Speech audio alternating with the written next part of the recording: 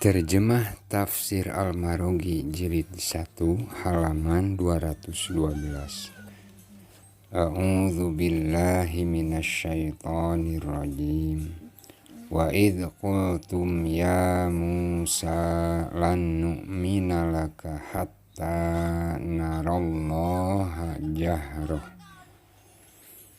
Ingatlah kalian akan perkataan 70 orang nenek moyangmu yang telah dipilih oleh Nabi Musa alaihi salam untuk ikut pergi bersamanya ke Gunung Tursina, guna meminta maaf atas perbuatan mereka, yaitu menyembah anak sapi. Mereka berhujah kepada Musa, "Kami tidak akan pernah percaya kepada perkataanmu yang mengatakan bahwa ini kitab Allah, dan kamu telah mendengar sabdanya agar menerima dan mengamalkannya. Kami mau percaya apabila Allah menampakkan dirinya dengan jelas kepada kami tanpa adanya penghalang yang menutupi kami dengan Allah." Kumussa'iqatu wa antum tanzurun.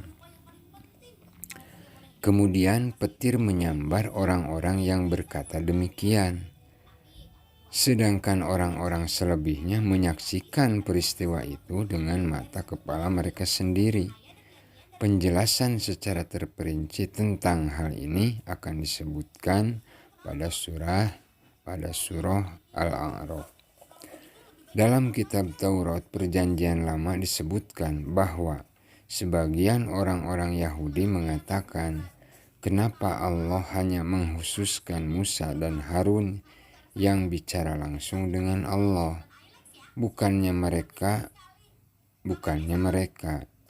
Peristiwa ini telah diketahui oleh seluruh kaum Bani Israel, dan setelah Harun wafat, mereka berkata kepada Musa, "Sesungguhnya nikmat Allah yang dilimpahkan kepada kaum Bani Israel adalah karena Ibrahim dan Ishak, sehingga nikmat Anda Musa alaihissalam tidak lebih utama dari mereka berdua. Oleh karena itu, tidak pantas Anda menguasai kami tanpa ada bukti keistimewaan. Dan kami tidak akan percaya kepada Anda sebelum dapat menampakkan Allah kepada kami semua." Kemudian Musa membawa mereka ke tempat yang dijanjikan. Tetapi tiba-tiba bumi terbelah dan membelah sebagian dari mereka. Lalu datang api dari arah lain yang menelan sebagian lainnya. Demikianlah keadaan kaum Bani Israel yang selalu membangkang dan tidak mau percaya kepada Musa, sehingga siksaan Allah menelan mereka. Mereka terserang berbagai macam penyakit yang banyak menelan korban di antara mereka. Melihat kenyataan ini, tidaklah mengherankan apabila mereka mengingkari kerasulan Nabi Muhammad SAW.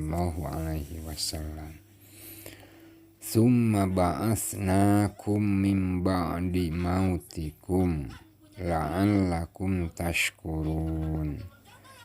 Sebagian mufassirin berpendapat bahwa setelah Allah menumpas mereka dengan petir, kemudian Allah hidupkan kembali, dan setelah itu mereka melanjutkan kembali sisa umur mereka. Jadi kematian mereka ibarat yang mati akibat penyakit jantung, yang kemudian dihidupkan kembali oleh Allah. Sedangkan sebagian lainnya berpendapat bahwa yang dimaksud dengan menghidupkan kembali di sini adalah dengan cara memperbanyak keturunan mereka. Pengertiannya adalah bahwa sesudah Allah menimpakan siksaan kepada mereka dengan berbagai macam penyakit, sehingga diperkirakan mereka akan musnah, kemudian Allah memberkati mereka melalui pengembangbiakan keturunan mereka guna membangun kembali bangsa ini. Demikianlah agar mereka mau mensyukuri nikmat-nikmat yang telah dikecap oleh nenek moyang mereka, yang telah binasa akibat siksaan Allah. Tujuan Allah membeberkan cerita ini yang ditujukan kepada kaum Yahudi yang hidup semasa diturunkannya Al-Quran. Tiada lain karena mengingatkan adanya kesatuan umat antara yang satu dengan lainnya. Dan kisah ini juga menjelaskan apa yang telah dilakukan umat terdahulu berupa kenikmatan dan kejelekan. Lalu balasan yang mereka terima berupa kenikmatan dan hukuman.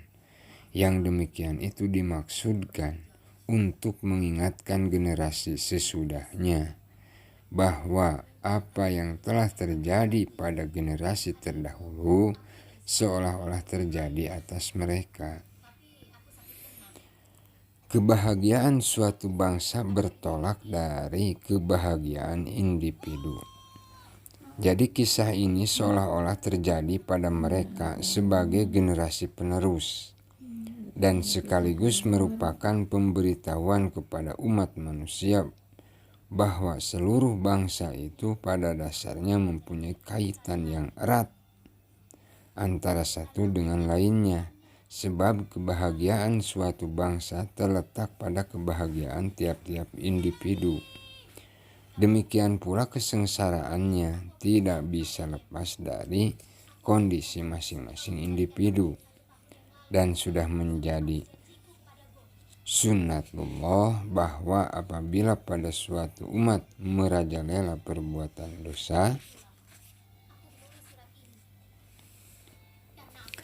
maka akan diturunkan kepada mereka siksaan yang bersifat menyeluruh tanpa pandang bulu.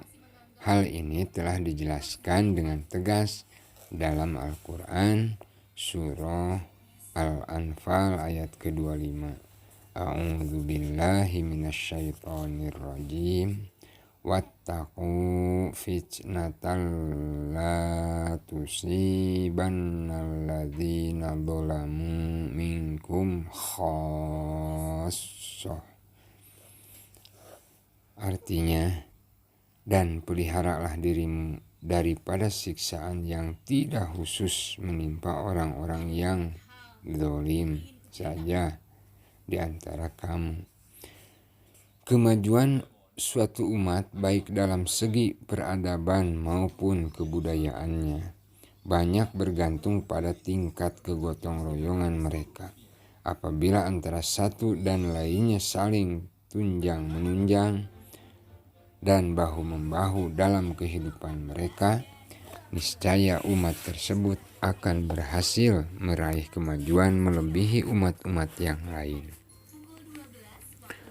Wa dhallalna 'alaikumul ghamam. Tatkala mereka keluar dari negeri Mesir dan selamat dalam menyeberangi Laut Merah, kemudian mereka menempuh perjalanan ke gurun Sahara yang luar biasa panasnya.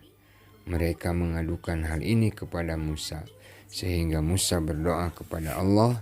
Lalu Allah mengirimkan mega yang menaungi mereka hingga sampai ke negeri yang dijanjikan. Wa anzalna 'alaikumul manna wassalwa. Anugerah Allah terhadap hambanya disebut inzal, mengingat kedudukan Allah yang luhur. Hal ini sebagaimana yang disebutkan pada ayat lain. Wa anzalna hadid.